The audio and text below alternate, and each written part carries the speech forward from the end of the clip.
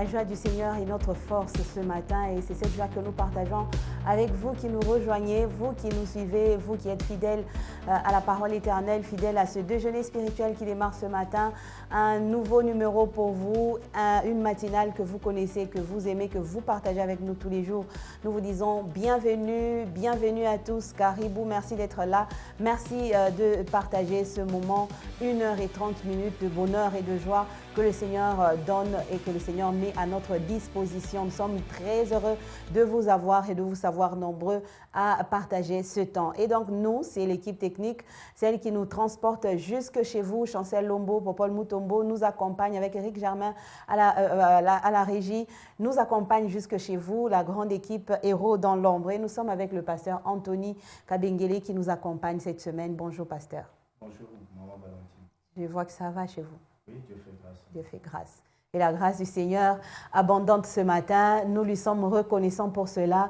Il nous fait grâce, il nous sélectionne selon qu'il le veut. Il nous a donc pointés parmi les vivants aujourd'hui, parmi ceux qui vont marcher, qui vont vivre et qui vont continuer à louer son nom. Et donc nous allons le faire. Nous allons lui dire, Seigneur, nous louons ton nom parce que tu nous as fait grâce ce matin. Nous prions. Seigneur, nous te rendons grâce, nous te bénissons pour ce moment agréable que tu nous donnes, que tu mets à notre disposition.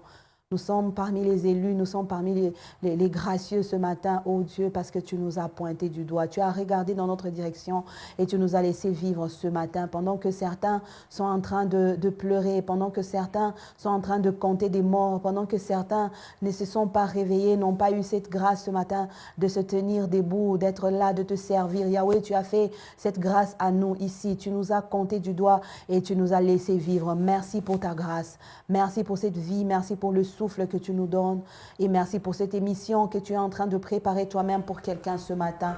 Tu as préparé des choses pour le cœur de chacun ce matin. Oh Dieu, laisse que ces choses viennent transformer, viennent changer, oh Dieu, le cœur de quelqu'un. Viens toucher, oh Père éternel, par le passage que tu feras dans la maison de mon frère ou de ma sœur en ce lieu, en ce moment, Père. Touche la vie de quelqu'un ce matin. Parle au cœur brisé, parle au cœur qui attend à entendre ta voix, ô Dieu, maître de temps. Nous te sommes reconnaissants pour ce moment et nous te laissons tout, toi, à ta direction. Nous te laissons tout, ô Jésus. Nous voulons que tu diriges et que tu accompagnes ce travail. Au nom de Jésus, nous avons ainsi prié. Amen. Amen. Shalom, pasteur.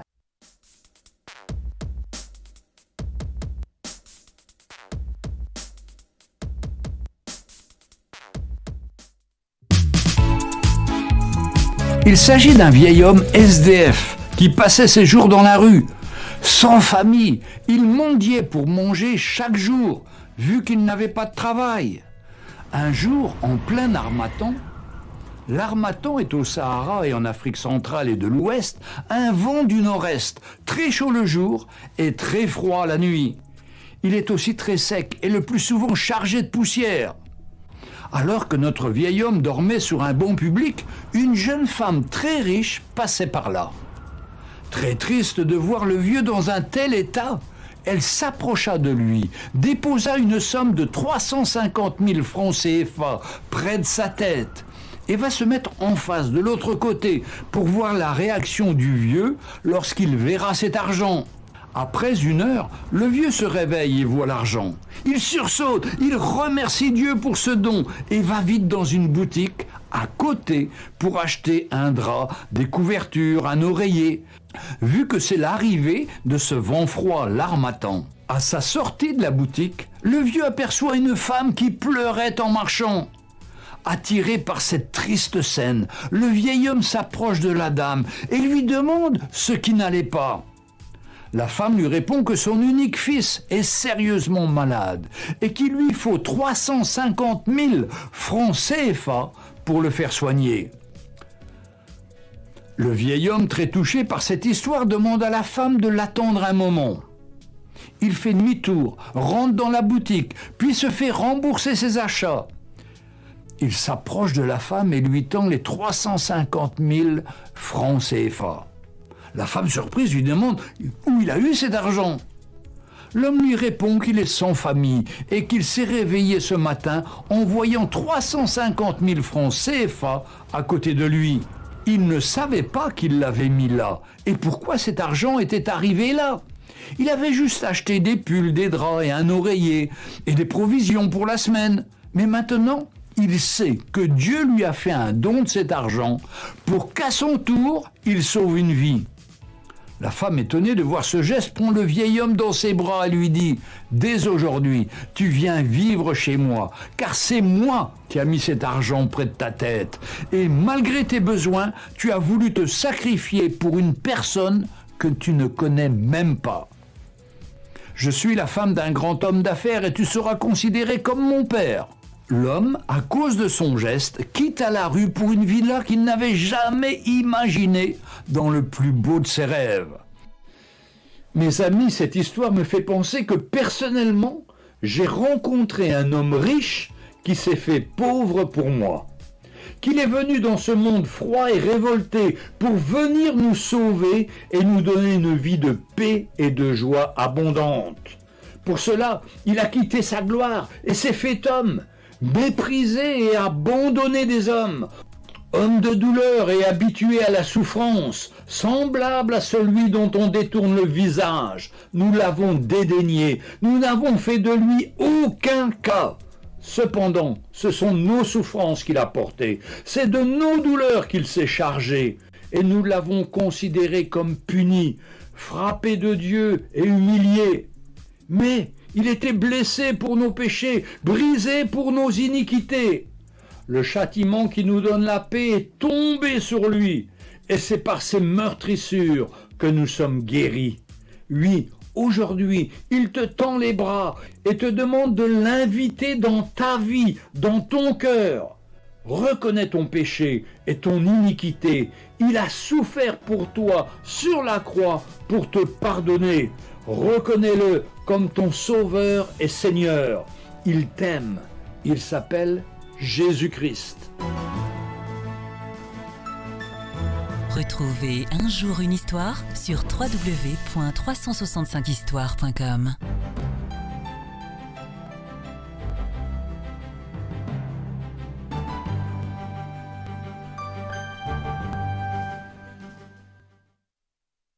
Alors, c'est une petite belle histoire, pasteur, aujourd'hui, que nous découvrons le vieil homme abandonné de tous.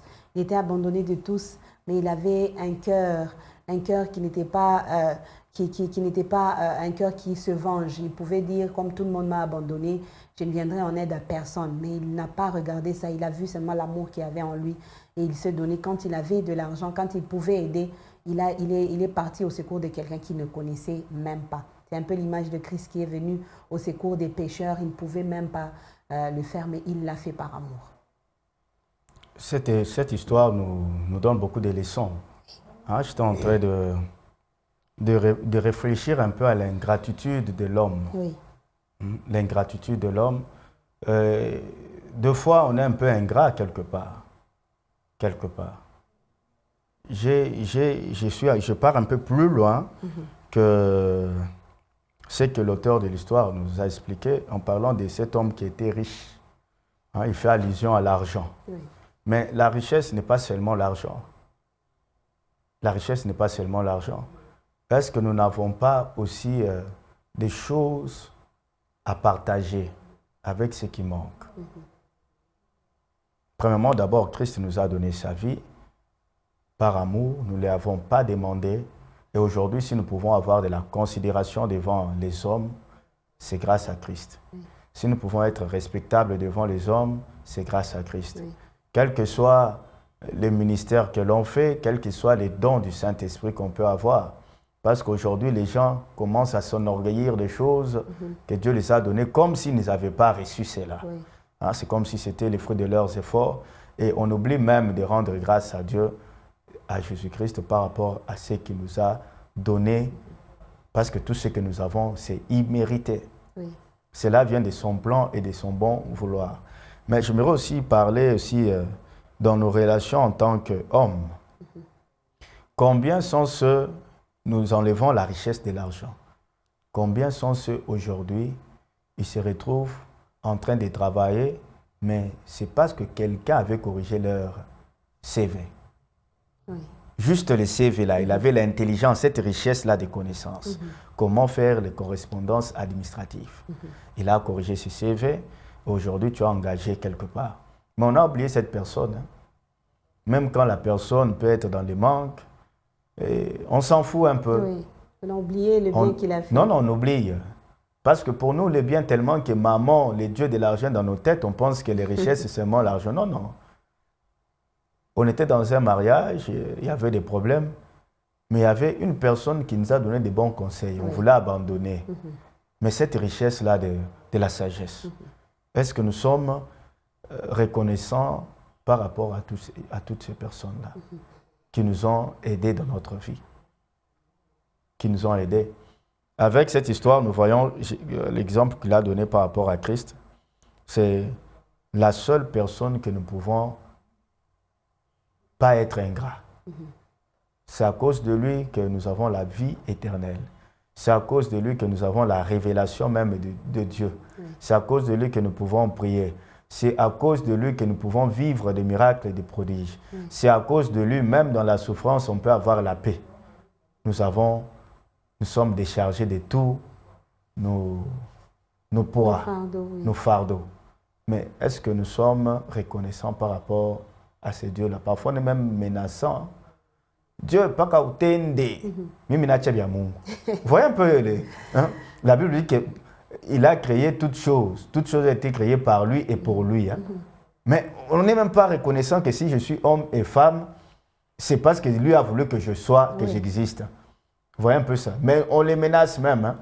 Si tu ne fais pas ceci, moi j'arrête. J'arrête avec l'œuvre de Dieu. Je ne veux plus prier. Voilà les hommes qui sont ingrats par rapport aux bienfaits que l'Éternel nous accorde. En tout cas, Dieu est bon et merveilleux. Il ne regarde pas à nos péchés, il fait seulement des grandes choses. Et pour preuve, ce matin, vous êtes en vie, vous êtes vivant. Pas parce que hier, vous avez fini vos dettes envers Dieu, pas parce que hier, vous vous êtes arrangé avec lui pour que ce matin, vous vous réveillez. Non, il a seulement décidé de vous laisser en vie, de laisser son souffle en vous. Et donc, il est temps de revenir à lui. Cette histoire, je peux prendre aussi ce côté-là de cet homme qui a reçu gratuitement et qui a aussi facilement donné gratuitement. Parce que lui, il s'est dit, j'ai reçu cet argent, pas parce que j'ai travaillé, pas parce que j'ai mérité, mais je l'ai eu comme ça. Quelqu'un est juste venu me donner. Et lui aussi, il a eu la facilité de donner. C'est quelque chose que nous, enfants de Dieu, nous n'avons pas aujourd'hui. Il y a des choses que nous recevons, des grâces que nous obtenons gratuitement, mais que nous ne savons pas donner. Même un conseil, comme vous avez dit, c'est une grâce que nous avons eue d'avoir, par exemple, la sagesse. Dieu nous a accordé cela, mais juste donner un conseil à quelqu'un, juste sauver quelqu'un par une exhortation, juste aider quelqu'un avec un secours, c'est ce que nous pouvons faire pour lui. Nous ne savons pas le faire parce que nous nous sentons trop pleins de nous-mêmes. Pourtant, nous avons reçu gratuitement. Pourtant, nous avons reçu gratuitement et nous devons donner aussi gratuitement. Vous savez, quand quelqu'un reconnaît que ce que j'ai, ce n'est pas parce que j'ai les capacités de l'avoir, ne peut qu'agir ainsi. Oui. Ne peut qu'agir. Tout don parfait, excellent vient de Dieu. Oui. J'aimerais un peu aller dans ce sens-là où le monsieur était un homme pauvre, mais qui s'est donné.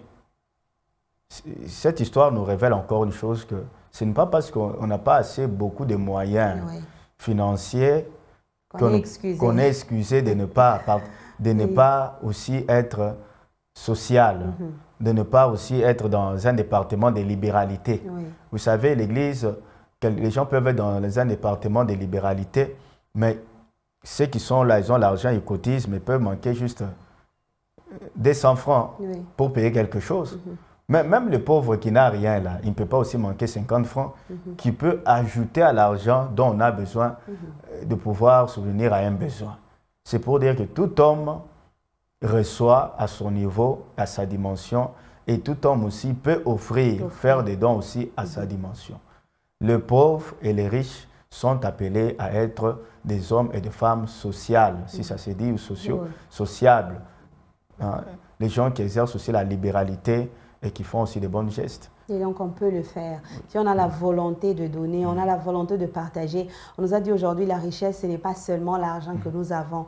On peut manquer de l'argent, mais à la personne qui a beaucoup d'argent, il lui manque aussi une sagesse. Et vous qui manquez de l'argent, vous pouvez partager la sagesse que Dieu vous donne. Et donc, c'est quelque chose de grand, quelque chose d'important que nous devons retenir dans la vie. Partager, donner.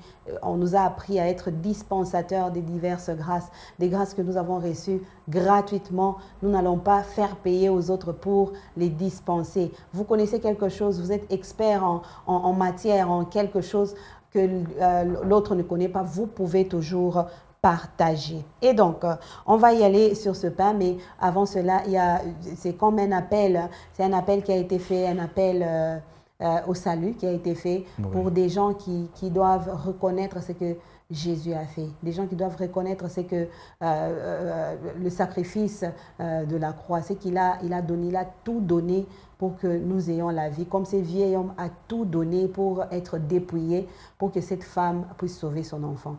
Jésus a fait cela et aujourd'hui, c'est un appel pour reconnaître ce qu'il est, juste l'accepter. Accepter de venir à lui et de le laisser entrer dans nos cœurs. Et c'est un appel que vous pouvez faire ce matin, pasteur. Je pense qu'il y a quelqu'un qui se pose la question à savoir, mais est-ce que ce qu'on nous parle de Jésus, c'est vrai? J'aimerais te dire, mon frère, ma soeur, ce matin, ta réponse viendra lorsque tu vas donner à Jésus-Christ ta vie. Il y a ceux qui ont Dieu a fait grâce, ils comprennent déjà l'œuvre de la croix, ils donnent leur vie. Il y a d'autres aussi qui ne comprennent rien. Mais c'est d'abord en ouvrant à Jésus-Christ la porte de ta vie, de ton cœur. Lorsqu'il entrera pour souper avec toi, il te racontera tout ce qu'il est venu faire pour toi. Oui. Il va t'expliquer. C'est en communion avec le Seigneur que tu comprendras les secrets de la vie et la valeur de la croix. Comme nous pouvons les témoigner aujourd'hui. Nous invitons à quelqu'un de venir au pied du Seigneur. Donne ta vie à Jésus-Christ. La Bible déclare que ceux qui entendent sa voix n'endurcissent pas leur cœur. Aujourd'hui, tu te poses beaucoup de questions, mais je viens te montrer la bonne adresse pour la réponse à tes questions, c'est Jésus-Christ.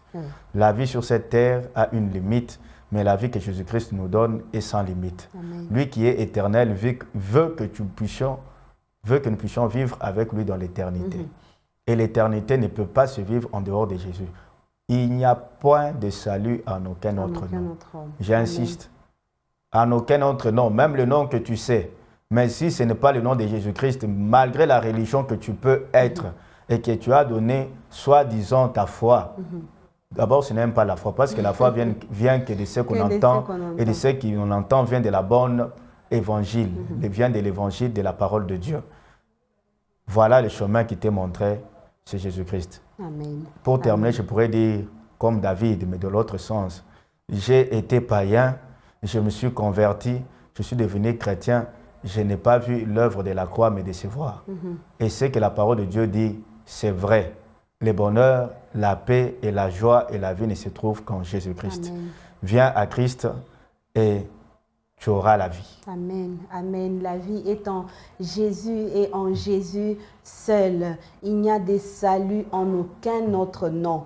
Le nom de ton oncle, celui qui a beaucoup d'argent dans la famille, celui-là que vous appelez gros poisson de la famille, il ne peut pas te donner la vie. Il peut te donner tout l'argent que tu veux aujourd'hui, mais la vie, c'est en Jésus qu'on peut l'avoir. Et donc, il n'y a de salut en aucun autre nom. Il est temps donc, mon frère et ma soeur, d'ouvrir ton cœur et de laisser Jésus venir entrer et souper avec toi, car c'est maintenant le temps qu'il nous donne et la grâce est encore disponible la minute que nous vivons, parce que la suivante appartient à Dieu. Voilà, le mot et l'expression du jour va arriver. On va y aller pour découvrir un mot ou une expression que l'on nous offre aujourd'hui, et ça sera bien sûr pour enrichir notre vocabulaire, et ça sera aussi bien de partager avec quelqu'un qui peut aussi enrichir son vocabulaire. Alors tout de suite, mot ou expression du jour.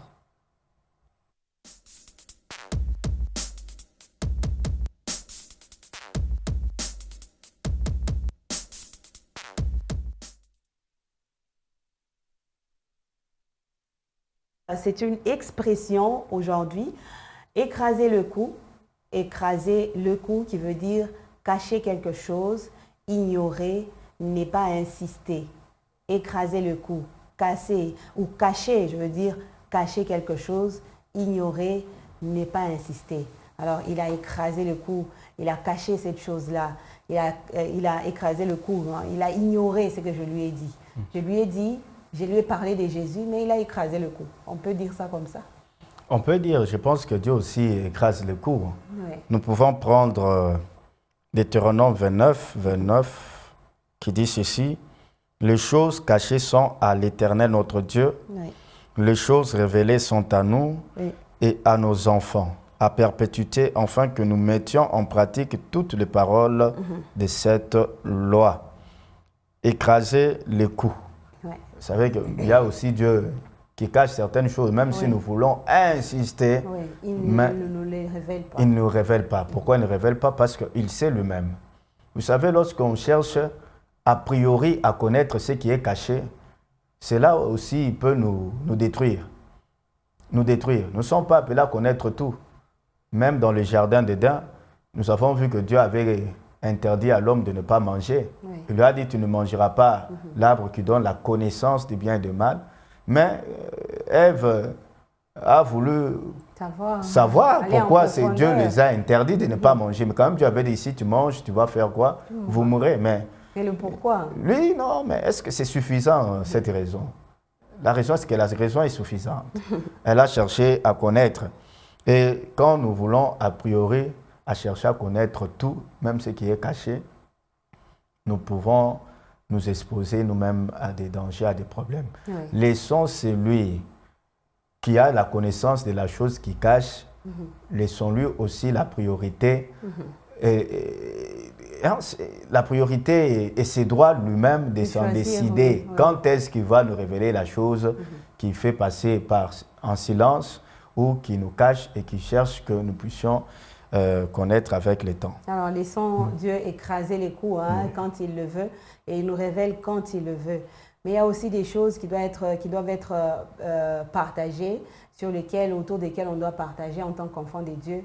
Mais par égoïsme, aujourd'hui, les frères cachent, ou on peut dire, ils écrasent le cou, on peut dire comme ça.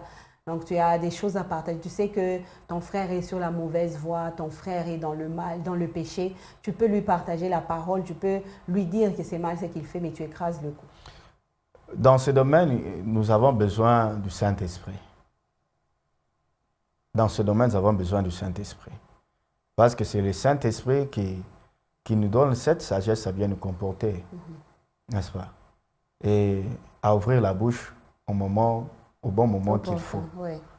Hein, vous savez, Jésus dit que les premiers seront les derniers seront les premiers. Oui. Mais est-ce que dans tout le moment, nous sommes appelés à parler? Dans tout moment. Il y a des temps où nous devons regarder sans rien dire. Oui.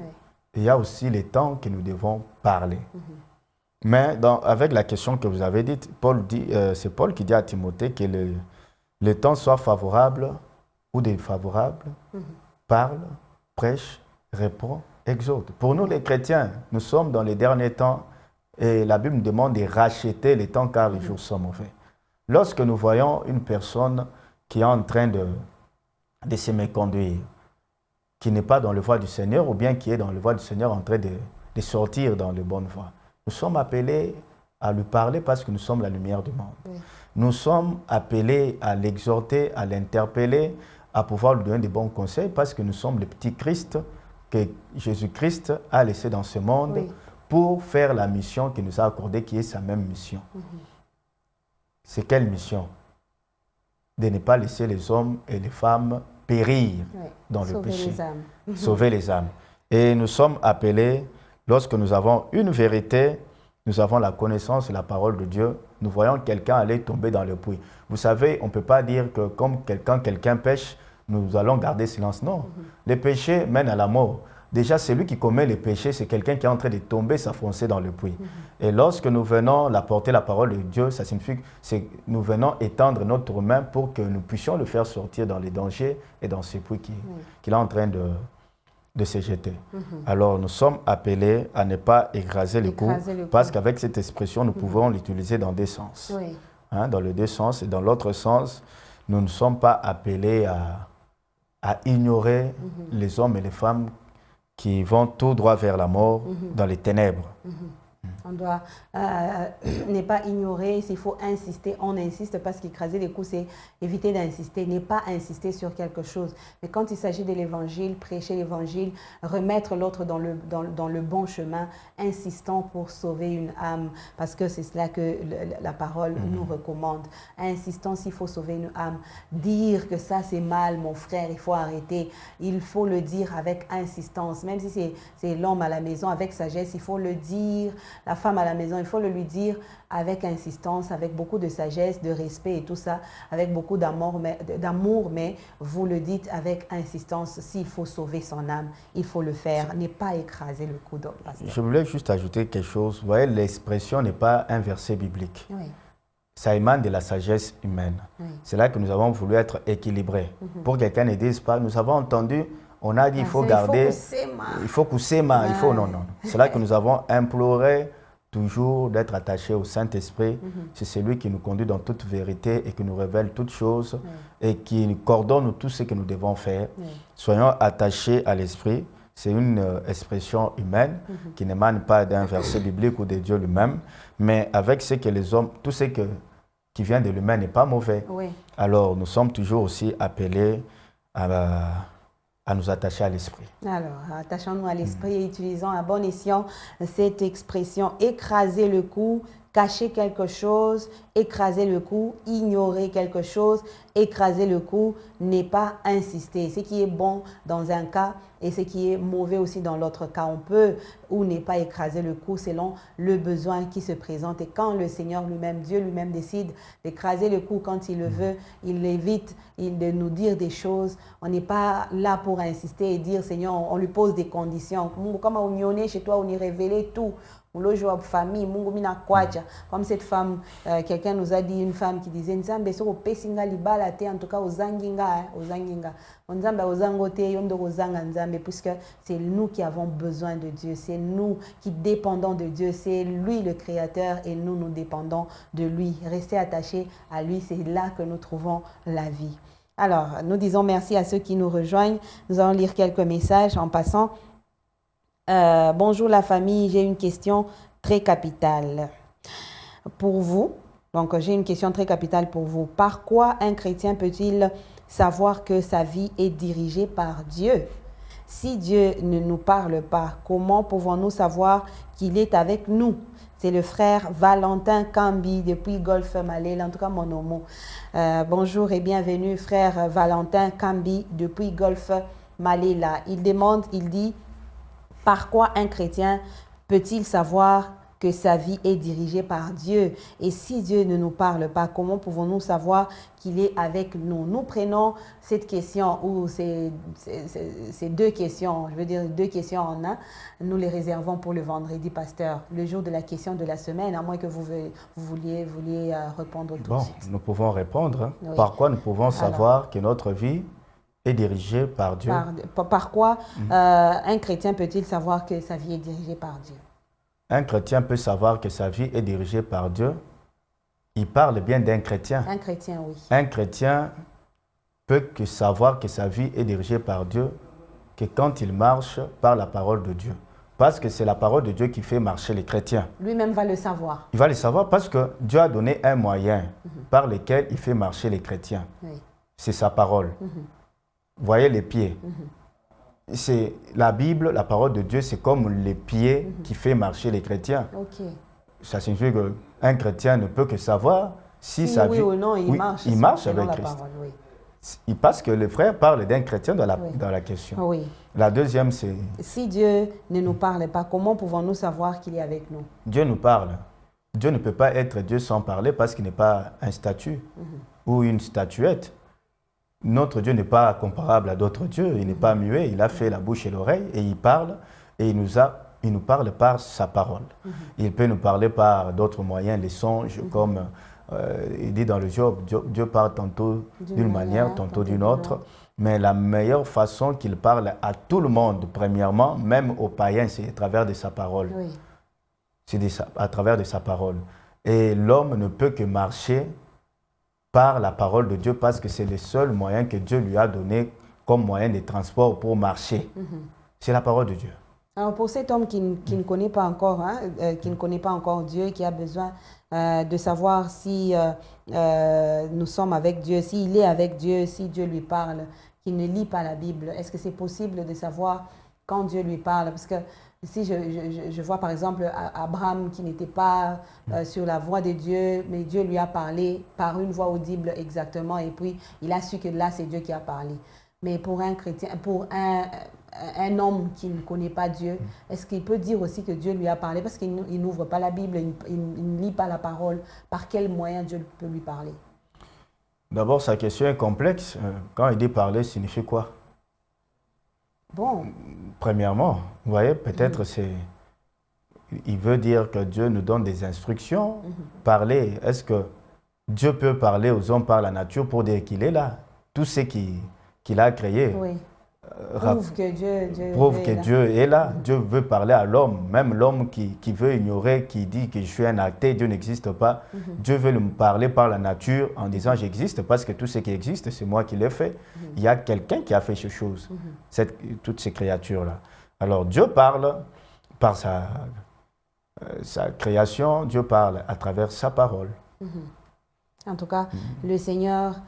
Dieu est là, il parle et si on prête oreille, on va entendre Dieu parler. C'est seulement parce qu'on vit dans la distraction qu'on veut ne pas voir, parce que qu'on le veuille ou pas, il n'y a pas quelqu'un qui va dire, comme la sœur Charlène le dit toujours, il n'y a pas quelqu'un qui va dire qu'il n'a jamais entendu parler de Christ, surtout dans le monde d'aujourd'hui. Vous montez dans un taxi, vous entendez la prédication. Vous passez même par une bureautique pour une impression ou quoi. Vous entendez, on vous met un baffle gros comme ça. Vous passez par n'importe où, vous entendez parler de Jésus. Et donc Dieu parle d'une manière ou d'une autre. Il nous parle. Et aux chrétiens, comme le pasteur Anthony vient de le dire, aux chrétiens, pour savoir que vous êtes dirigés par Dieu, il faut savoir que vous êtes dans sa parole, vous marchez selon sa parole. Et là, c'est simple de savoir que vous êtes dirigé par Dieu parce que lui-même est sa parole et c'est sa parole qui est la lampe à nos pieds. Quand nous marchons, nous savons que nous marchons avec Dieu. Si nous marchons selon sa parole, c'est cela, pasteur. C'est cela. Alors, merci beaucoup, frère Valentin Kambi, qui nous a écrit depuis Golfe Malela. Je crois que vous êtes satisfait. Sinon, vous pouvez toujours revenir avec une autre question. Sœur Aurélie Moidi, merci d'être avec nous. Elle dit bonjour déjeuner spirituel, bonjour la grande famille. Nous vous disons bonjour, sœur Aurélie Moidi, et bienvenue dans votre déjeuner spirituel. Un autre numéro qui nous écrit « Joyeux mardi à vous. Je me nomme Benjamin, j'habite au Golfe Malela, je suis licencié en droit et je fais de la musique gospel. Je voudrais vous présenter ma chanson. Si vous m'en donniez le loisir, j'en serais très honorée. Que Dieu vous bénisse. » Merci beaucoup. On vous en donnera l'occasion. Hein. Ça ne sera pas seulement, ça sera pas un loisir du tout, mais ça sera une gloire rendue à Dieu. Même quand nous passons avec de la musique ici, avec des musiciens qui défilent ici pour présenter leur chant, c'est pour rendre gloire à Dieu. Pas seulement, pas pour un loisir, mais pour une gloire rendue à notre Dieu qui a permis que vous chantiez. Merci beaucoup de nous revenir. Vous pouvez toujours passer à la parole éternelle, radio, télé, au secrétariat. Vous pouvez nous voir en privé pour que nous puissions vous programmer et passer et rendre gloire à Dieu par vos chants. Merci beaucoup, frère Benjamin, qui nous écrit aussi depuis le Golfe Malela. Et nous saluons tous ceux-là du Golfe Malela et du Golfe Météo, Plateau 1 jusqu'à, je ne sais pas, 28, Plateau Caravia ou tout ça. Nous vous saluons de ce côté-là. Bienvenue dans ce déjeuner spirituel. Alors, nous y allons pour découvrir à présent le pain du jour, ce bon morceau, deuxième morceau qui a été introduit hier. Et c'est un message donné par le pasteur Guy Amani, message de dimanche dernier, 24 avril. Un message qui nous parle de la marche avec je suis, la marche avec Dieu, la marche avec Jésus, comment elle doit se passer, comment elle doit être. Alors, on va découvrir tout de suite ce pain du jour avec vous. Vous prenez vos calepins, vos stylos, vous écrivez, vous notez les références, vous notez les questions, vous nous les envoyez par SMS ou par WhatsApp et nous les recevons, nous partageons avec vous. Bon appétit et nous partageons.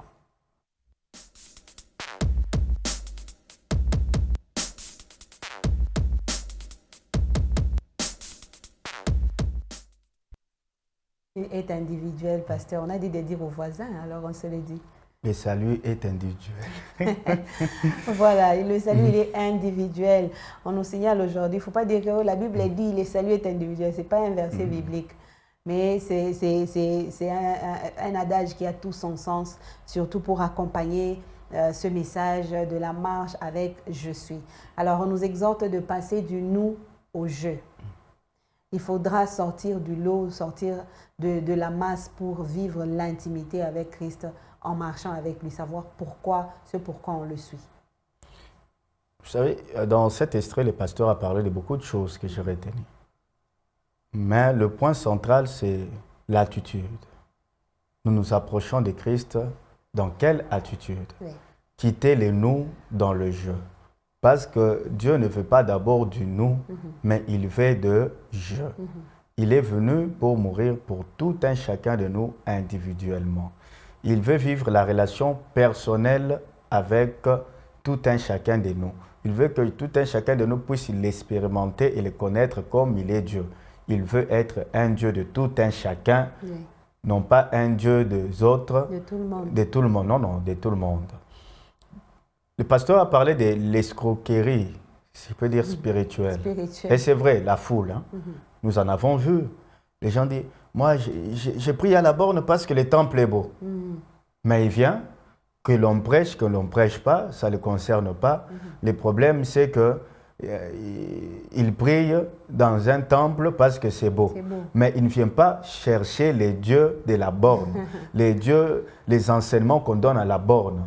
Mais lui vient juste parce que c'est beau. Oui. J'ai vu aussi d'autres qui disaient, non, notre pasteur est beau.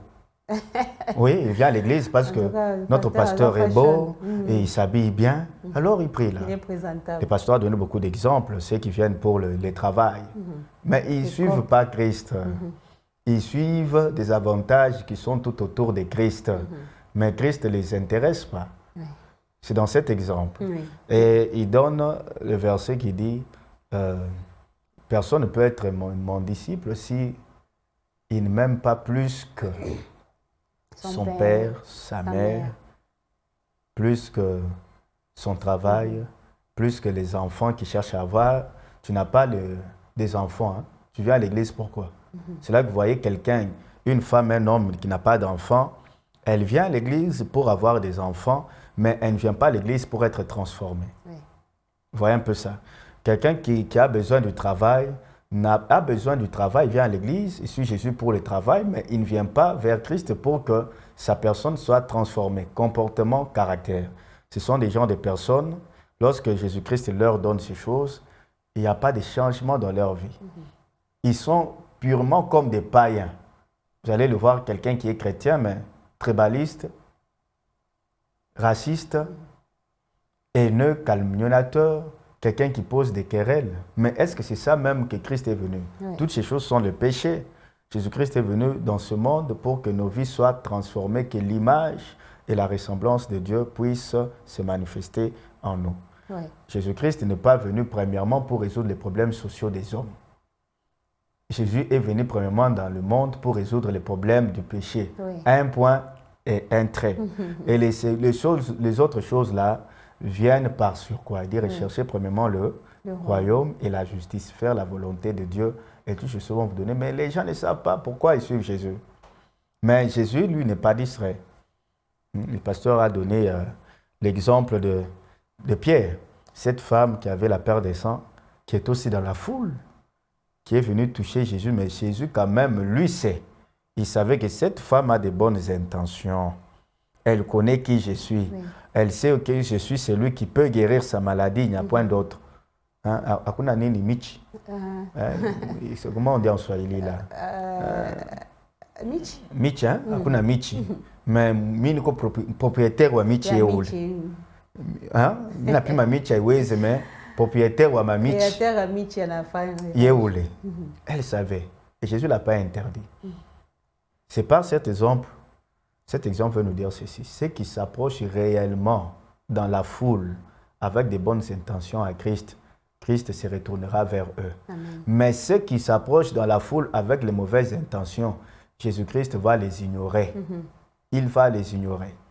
Alors, dans cette foule, comme le pasteur l'a dit, il y avait aussi ceux qui voulaient du mal. C'est ça, les mauvaises intentions, ceux qui voulaient du mal à Les Christ. Sadducéens, les pharisiens, Les ils étaient là. pharisiens, ouais. Ils voulaient le mal, mais ils accompagnaient là. Ils sont là, dans la foule. Mais ils savaient que Jésus est entré dans Jérusalem. Il est sur l'âne. Dans quelques jours, nous allons les tuer. Nous allons l'accuser chez les Romains. Dans leur parquet. Dans leur parquet. Ils étaient toujours là, dans la foule. Là. Et donc, Veillons sur nos intentions et nos attitudes. Suivons Christ, allons à nos églises avec des pensées pieuses. Avec des pensées pieuses. Bonjour ma grande famille du déjeuner spirituel, c'est la sœur Agapé. Juste pour marquer ma présence, bonne journée à vous. Merci sœur Agapé et bienvenue au déjeuner spirituel. Merci d'être là. Alors, on est en train de parler de cette marche avec Christ. Il y en a qui ont sué, il y en a qui se sont fatigués dans cette foule, il y en a qui ont fait beaucoup de kilomètres à suivre Christ, mais pour rien. Il n'y a pas que ceux qui voulaient, qui avaient des mauvaises intentions. Il y a aussi ceux, comme le pasteur l'a dit, des curieux seulement. Donc, à Yokikaka, la foule est passée devant la maison, il sort aussi, il regarde, hey, Yewana, il commence à suivre.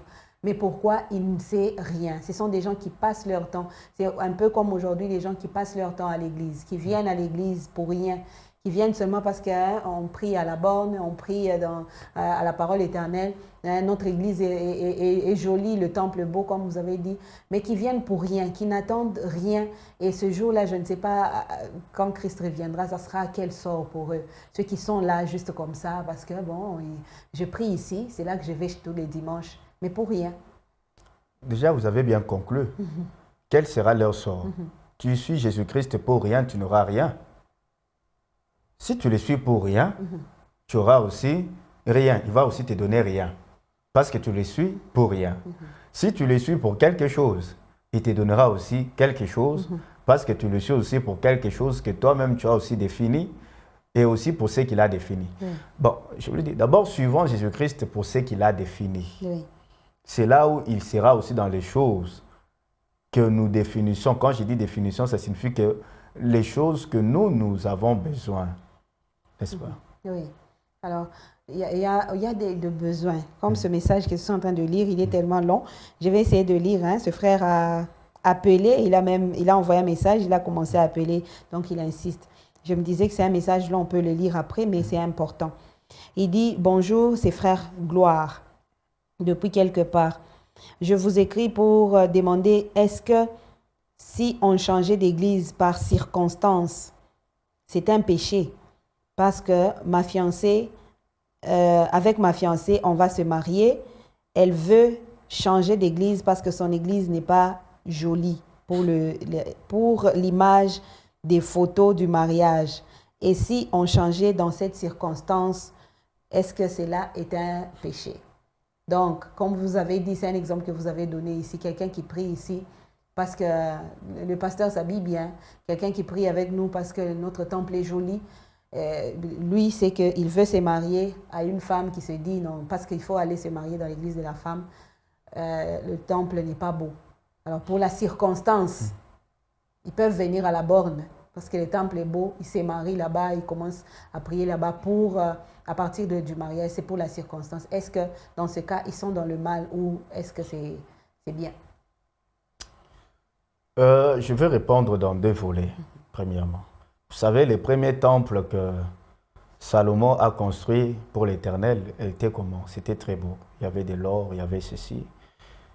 Nous devons aussi ne pas négliger les endroits là où nous prions en tant que des responsables, aussi en tant que des pasteurs, pour éviter ce genre de problèmes. Vous savez, j'avais quelqu'un chez lui, il habite très bien, il y a de la peinture, c'est lui, c'est beau, mais l'église, là où lui, il est pasteur, il s'en fout. Hein? Ce n'est pas un problème d'arranger. C'est pas grave. Il faut être, c'est pas grave. Jésus n'avait pas de temple.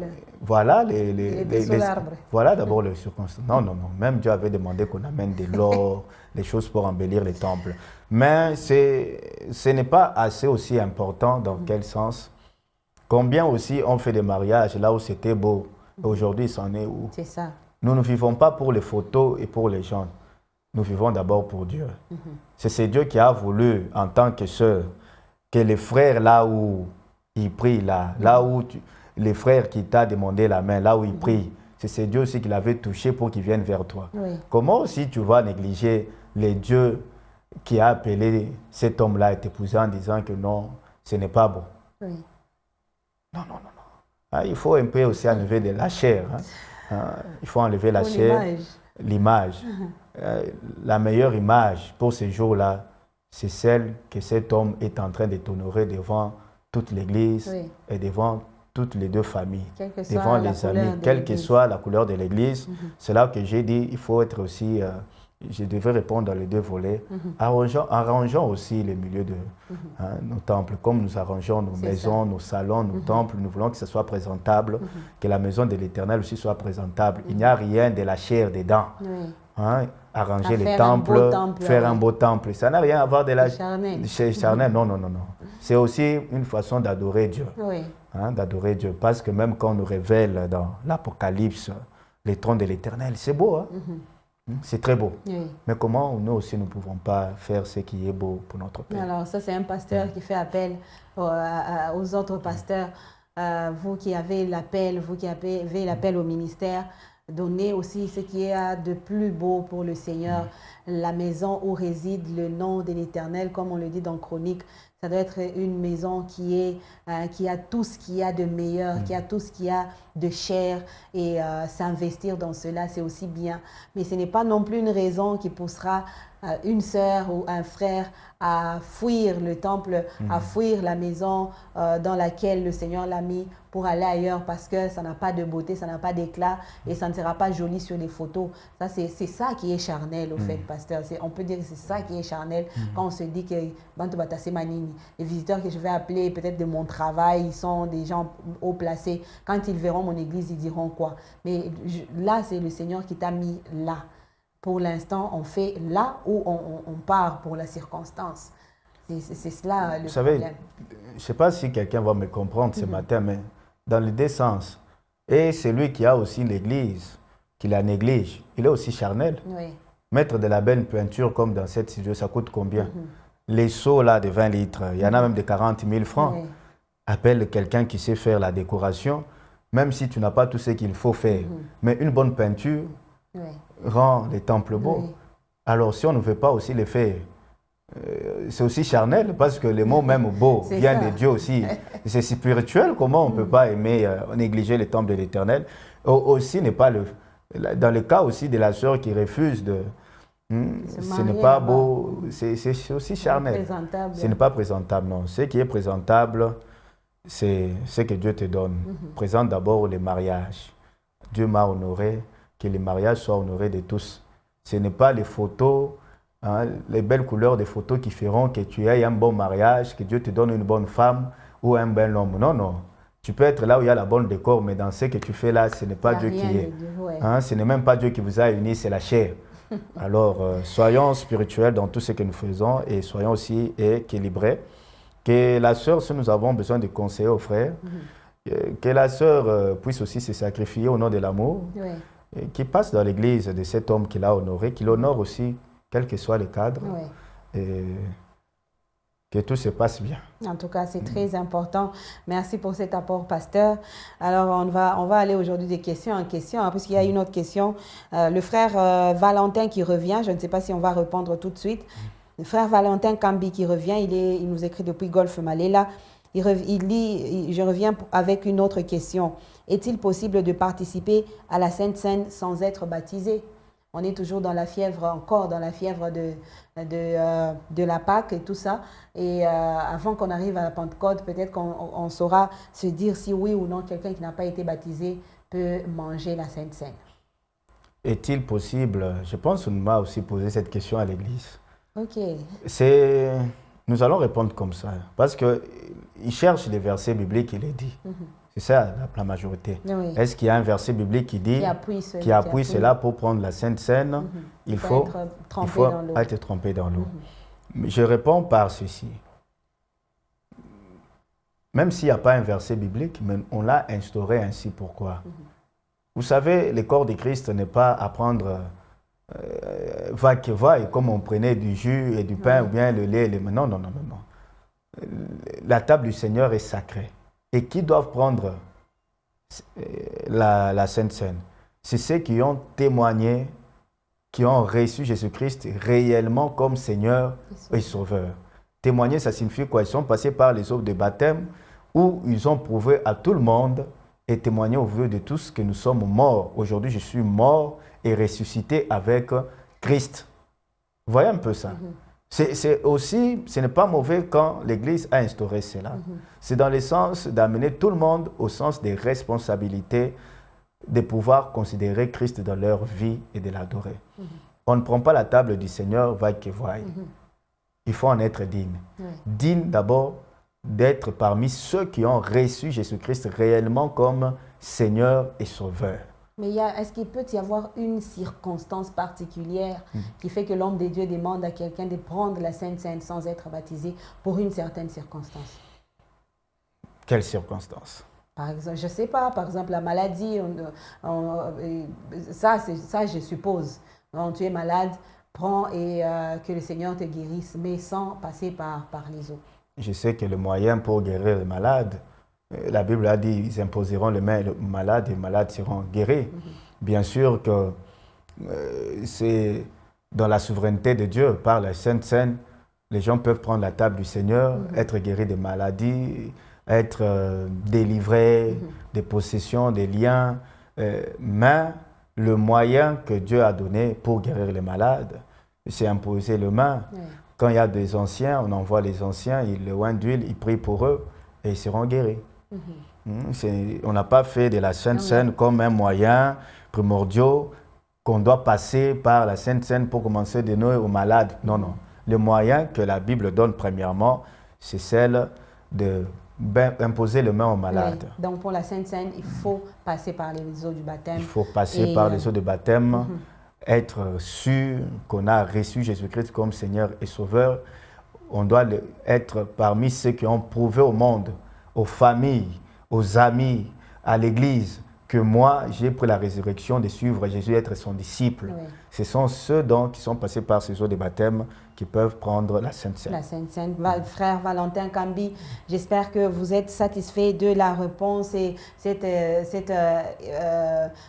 explication sur la question que vous avez posée. Ne peut prendre la Sainte Seine que celui qui est passé par les eaux du baptême, qui est un témoignage aux yeux de tous que nous sommes à présent de Christ. Nous avons choisi notre camp et c'est là que vous pouvez être agréé à la table du Seigneur. Bonjour ma sœur, moi c'est maman Sarah Sita depuis le CRA. J'ai mes deux filles qui fêtent leur anniversaire ce 26 avril. Ariel Sita, 12 ans, Marie-France Sita, 10 ans. Grande sera ma joie de les voir, accompagner leurs photos des souhaits sur notre chaîne Parole Éternelle. Merci beaucoup, maman Sita, maman Sarah Sita qui a envoyé les photos. Les photos sont arrivées. J'ai vu que c'est hier à 16h que les photos sont arrivées. Donc, vous serez programmés ou les deux petites seront programmées pour demain sûrement. J'espère que vous ne serez pas déçus et vous serez toujours en train de nous suivre pour partager la joie. Mais à elles, toutes les deux, j'ai dit joyeux anniversaire Ariel et Marie-France Sita. Joyeux anniversaire à vous, que le Seigneur vous rende encore heureuse et que vous grandissiez en grâce et en stature dans la crainte du Seigneur.